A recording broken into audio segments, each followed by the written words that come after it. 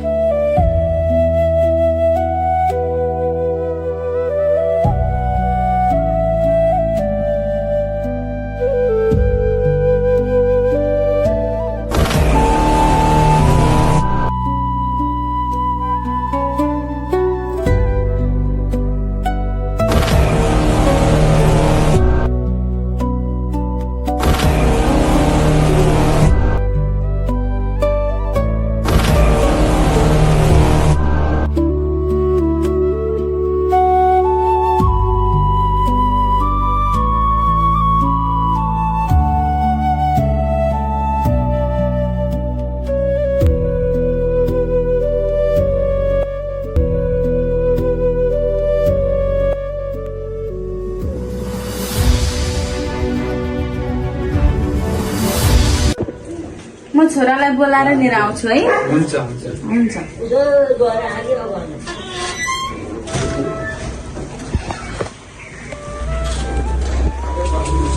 बाबु बाबु कहाँ भएछ यो केटा त? यहाँ त रोइन्छ त। छोरा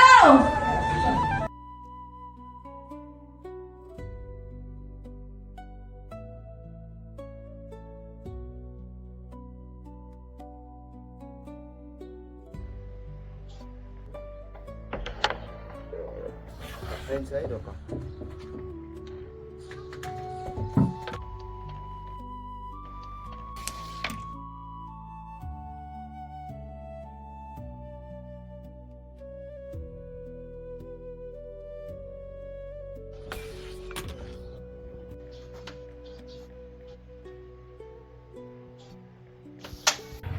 कत्र गयो त? आजको छोरो हो त, यस्ता गोटी त फुट्दै हो। ठिकै छु त आज टकेटो। अब त्यही हो, म्याच निकालिहालौँ। यार हारे यार, माया कसरी अब खेल्दैन अब क्यारम कहिले पनि यार। हेत्तेरीका पैसाले तँ कनै पार्टी खुवाउँछ ओडा। खाऊ तिमीले आफै खाऊ, म खाँदैन यार। सबैले ल्याऊ। पैसा हुनेले जाताबाट पनि पैसै पैसा हो लाटा। पैसाले पैसा आउँछ नि त, पैसाले पैसा जान्छ। बाहिर अब जाउँ हामी पार्टी हाल्छ। ल्याउनु बा अस्तिको खेली अब दिएकी त आई माग्नु पर्छ। नो देखिया दा भया दिन 500 तिमी लिनु तब म राख्दा।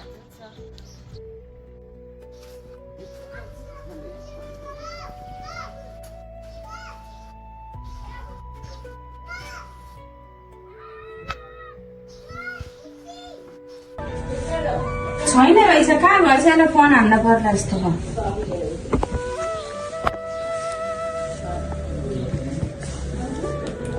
फोन हानेरै बोलाउनु पर्यो। कहाँ गएछ त?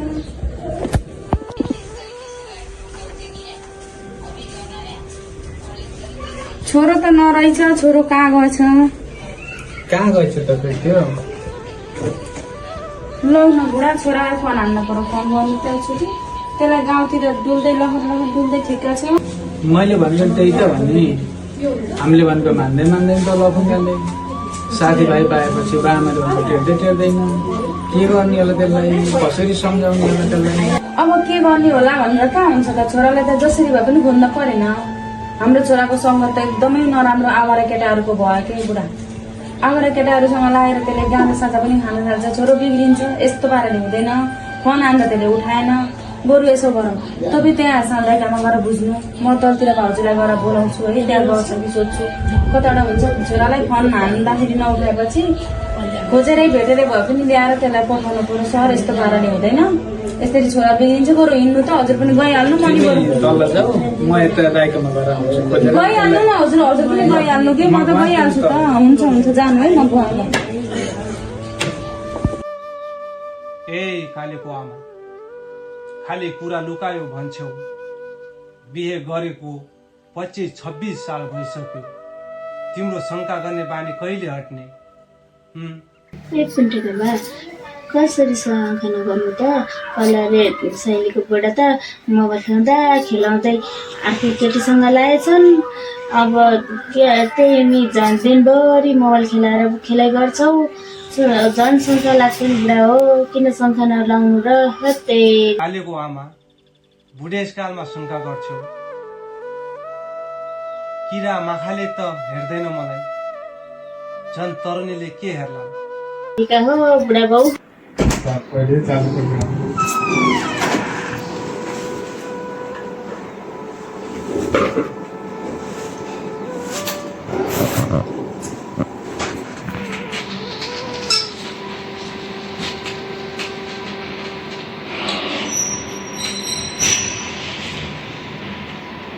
ओहो, घरदेखि फोन पो आएको रहेछ। फोन पनि उठेन हो यार।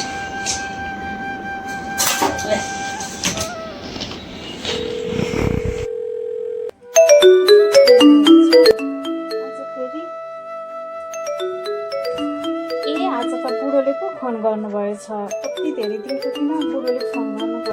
हेलो, सन्चै छौ? 3-4 दिन भयो कम्पनीले खारिज गरेको,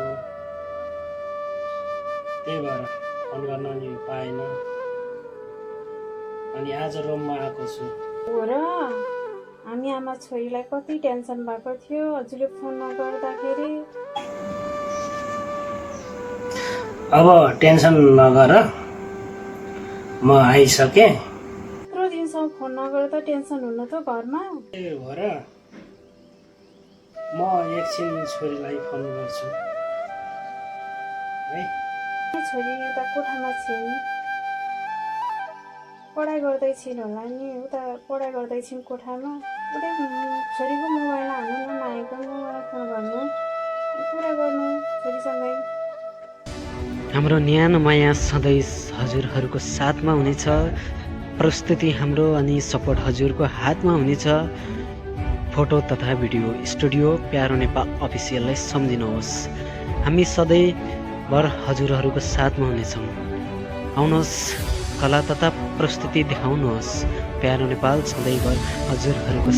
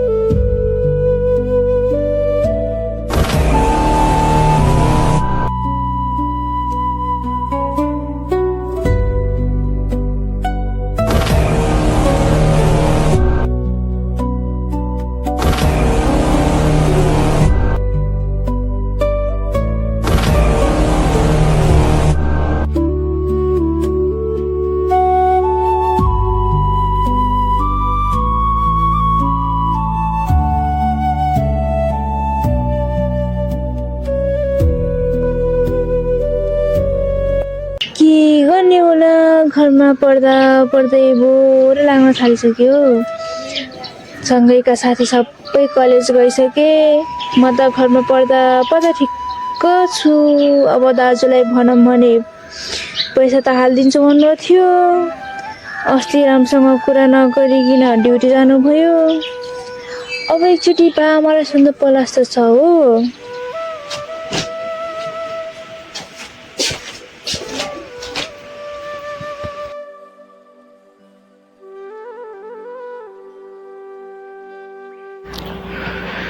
के गर्ने होला, बहिनी पढ्न जानु भन्दै छिन्, जेबमा 2 रुपियाँ छैन।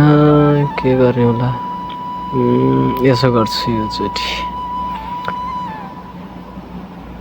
त्यो कालो गरम बहिनीलाई हालिदिनु पर्यो, दिएन भने अर्को छ एकजना, ऊ त्यसलाई भन्नु पर्यो। 2 जनामा त एकजनाले त पत्या होला। बहिनीको लागि त जसो त्यसो गर्नुपर्ने हुन्छ, उसको सहारा नै म छु। बहिनी मेरै आसमा बसेन अनि नै मैले त गर्नै पर्ने हुन्छ। योचोटि साथीहरूबाट कतै मागेर पनि गर्नै पर्ने हुन्छ। मेरो बहिनीलाई त म जसो त्यसो पढाउँछु। ओ के छ साथी? ठिक छ साथी, आफू कस्तो छ? हाम्रो कस्तो हुन, यस्तै छ, चलेकै छ। ड्युटी भर्खर गएर आइया छ, थाकिया छ। अनि के छ त घरतिरको हालखबर? घरतिरको हालखबर त सबै ठिक छ। अलिकति मलाई जरुरत परेको थियो कि पैसाको बहिनी अलिक कलेज जाने रे, बहिनीको लागि जो हुन्थ्यो यो महिना भने अर्को महिना दिन्थे। ए दाइ, त्यस्तोमा मलाई घर अलि सोध्नुपर्छ। घरको समस्या हेरेपछि म भन्छु। ल त, त्यसो मलाई छिट्टै सोधेर बताउनु है। हुन्छ हजुर, हुन्छ। मलाई अलिक टाइम दिनु। सधैँ यस्तै हो भने बुढा, हामी त जसो तसो बसिहाल्छौँ, छोराछोरीको बेहाल हुन्छ। बेहाल त हुन्छ बुढी।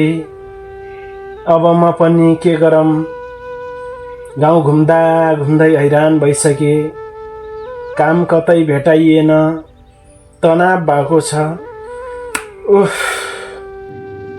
बुढो थोरै ढिन खोज्नु, बुढा कतै सानोतिनो व्यवहार गर्नु पर्यो। के व्यापार गर्ने बुढी?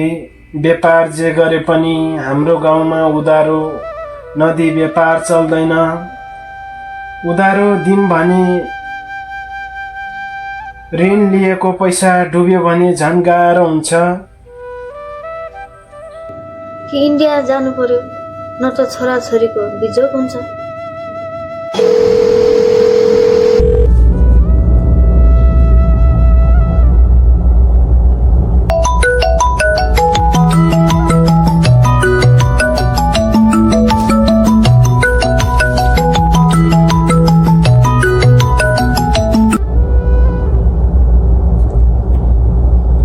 नमस्ते बाबा। भाग्यमानी हुनु छोरी। हो र, अनि के गर्दैछौ? पढाइ गर्दैछौ कि? म पढ्दैछु। यत्रो दिन भयो फोन पनि गर्नुहुन्न, हामीलाई कति टेन्सन भयो। के तपाईँलाई बाबा, अबदेखि सधैँ फोन गर्नु है।